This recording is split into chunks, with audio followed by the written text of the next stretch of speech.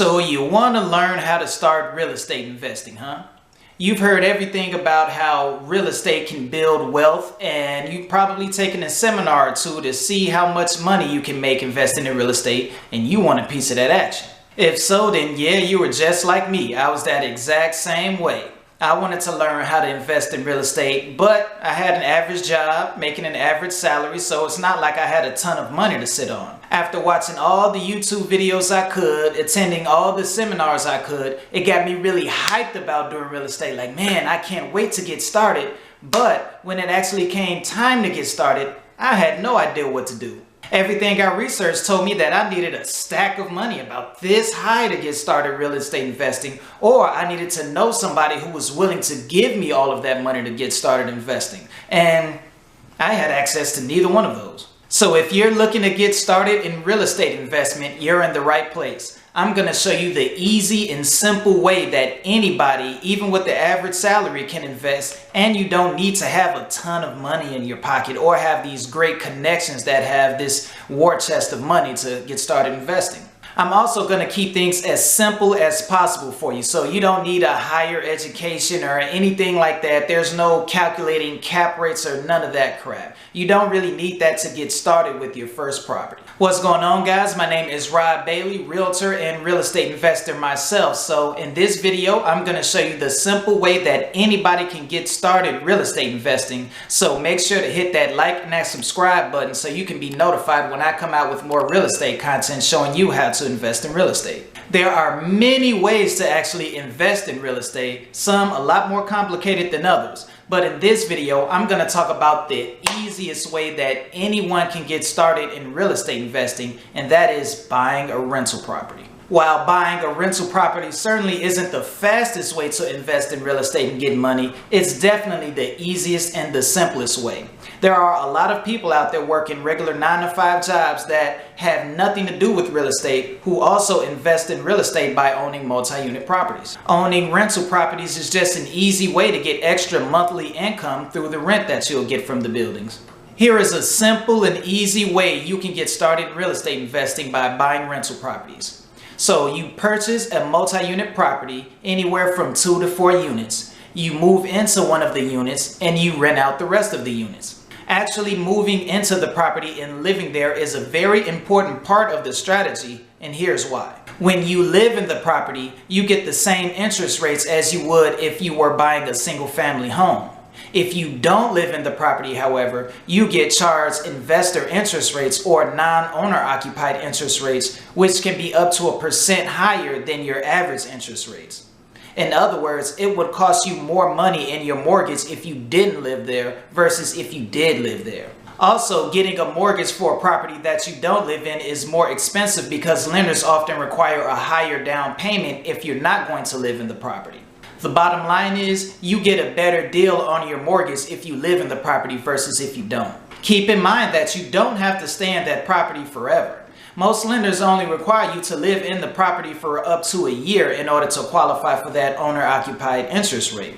After that year's up, you can move out of that property, do whatever you want, and you'll still get those same good interest rates. Once you're done with that building, you simply use the money that you've been saving from your rental income to buy another building and just keep the cycle going. Just keep buying buildings until you build your real estate empire.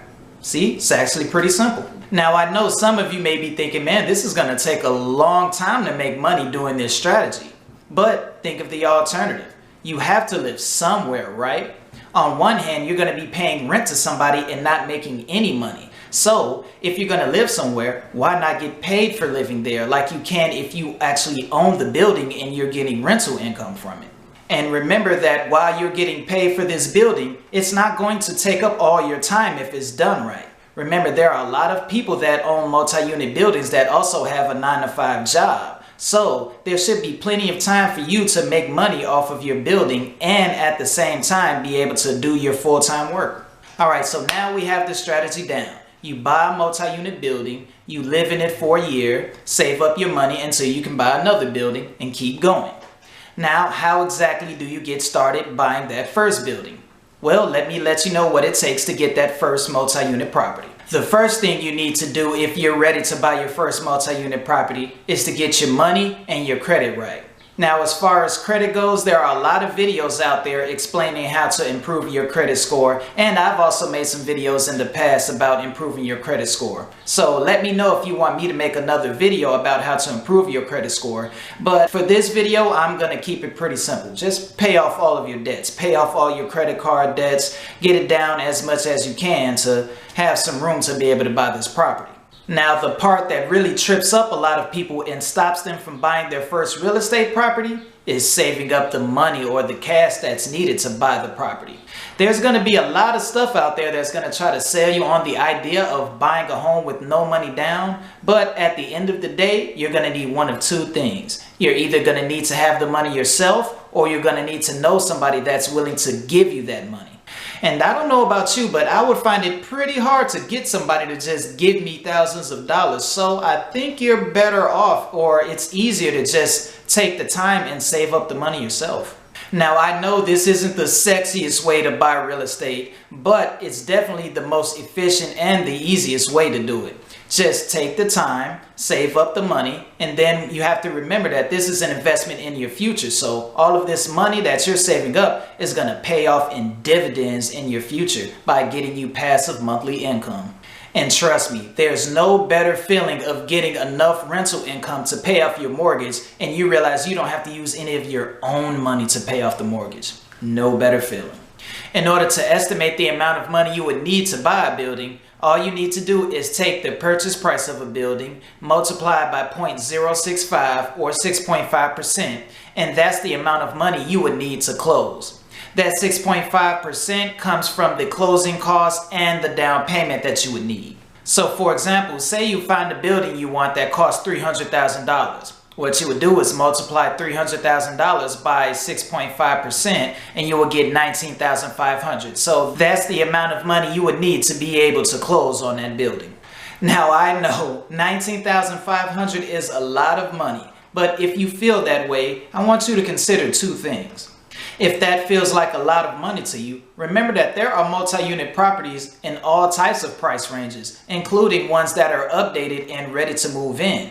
The main issue is that if the prices are lower, they tend to be in bad areas or areas that you wouldn't consider to live in. If that's the first thought that popped into your head, remember that this is an investment property. This isn't a single family home that you're considering living in for the next few years or your forever home. Think of it strictly as an investment. So you're only going to live there a year. Then after that year, you're going to move out. So why does it matter what area it's in? As long as it's a good, dependable building that's giving you passive monthly income, that's all you need to worry about. So if saving up the money for a down payment and the closing cost for a $300,000 building is too much, find a building that's $200,000 or find a building that's in your price range. Even if the area is considered bad, you can still find a hassle-free building that's updated enough so where you don't have to worry about repairs all the time, and you will still be able to find good tenants that will pay you monthly on time and not give you too many problems. Once again, think of it from an investment standpoint and not from the point that you're going to live there forever. Think of it from an investment standpoint and not from the point of, oh, I'm going to live there forever. I'm going to be stuck in this area forever, because that's not true. You're only going to live there a year and then you're going to move out. You don't have to start with the most expensive building you can find. Start with one you can afford and slowly build up that passive income until you can get that building in the area that you like, or until all of the real estate properties you have will pay for your forever home. Then you don't have to come out of pocket for that. You don't need to buy the most expensive building right out the gate. Just start with one that you can easily afford and start building passive income from that building, and then just keep going. Just keep going up. You don't have to buy the most expensive building out the gate. Just start with one you can afford, start saving up your money from that passive income, and then just keep going forward. The second thing you need to consider if you think that that's too much money to save up is that at the end of the day, this is real estate.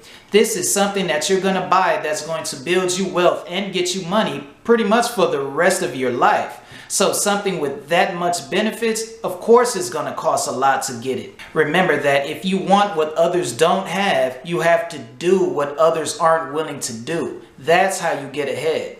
So while it may take some time for you to save up that money, it's going to be so worth it once you finally get that building and that monthly income that you probably won't even remember the time that you had to save to get the money.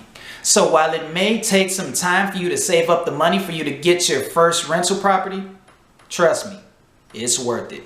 Now that I've talked about saving up the money in order to buy your rental property, there are actually some ways that you can get some help with that money. The first thing you can do is ask the seller to actually help you by paying some of those closing costs. Though this might not work every single time and every seller might not be willing to do this, there are plenty of sellers who are willing to do this in order to get the deal done. So while they might not pay all the money that you need in order to buy the rental property, they might be able to help you out with a good portion of it. The second thing you can do is to check with your state to see if there are any programs that offer down payment or closing cost assistance. Since you're going to be living in the building, there are often a lot of programs out there that'll help you to buy the property, especially if it's your first one. After you have your money saved up and your credit score is right, the next thing you would need to do is to speak with the lender about getting pre-approved for a loan. Now, if the first thing that people hate is saving up enough money to buy real estate, the second thing that they hate the most is speaking with the lender and getting approved for a loan. A lot of people absolutely hate talking to lenders, and I think the reason for that is they're afraid that they're going to be rejected, or they're afraid that they're going to find out that they don't qualify for whatever reason. It's sort of like going to the doctor or going to the dentist. You don't want to go unless you absolutely have to because you just don't want the bad news. But remember, you have to get the money from somewhere. So unless you got all of the cash to just buy the building outright, you're going to need to deal with the lender and you're going to need to get pre-approved for a loan in order to buy that property. Even if you don't qualify, a lender will be able to guide you in the right direction and let you know what you need to do in order to qualify. That's really information you can only get from a lender, and you can only get that if you speak to one. Without that, you're really just flying in the dark. So that's why it's important, once you have your money saved up, to go speak with that lender and see what you need to do to get qualified for a loan. Another reason you need to speak with the lender and get pre-approved is because you do not know what your budget is until you speak with the lender. How do you know how much of a price you can afford? How do you know how much of a mortgage you can afford unless you speak with the lender and that lender tells you? Until you do that, you're just once again flying in the dark. The last thing you want to do is look at $400,000 properties and get used to the idea of that, only to find out that you only qualify for $250,000 properties, because trust me, they aren't going to be the same. There is no better way to spoil your real estate appetite than doing that. Your next step is to speak with the realtor and start looking at properties. I would always suggest that investors, especially first-time investors, to work with the realtor because it's free. So why not rely on all the information that a realtor has and all the knowledge that they have about buying properties? A good realtor would be able to help you to research any property that you're interested in, such as finding out how much the apartment units in that property could rent for, what repairs would need to be done to increase the value of the property, things like that. That way, you don't have to do all that research on your own. You can just rely on your realtor because, once again, it's free. Once you find a property you like, it's time to make an offer on that property, and before you know it, you're going to be the owner of your first real estate property, and you'll be on your way to being a full-fledged real estate investor. Any questions or comments for me, please feel free to reach out either through the comment section below or through my website, which is BaileyAcresProperties.com. Once again, my name is Rob Bailey, realtor and real estate investor with ARNI Realty Inc. Thanks a lot, guys. Have a good day.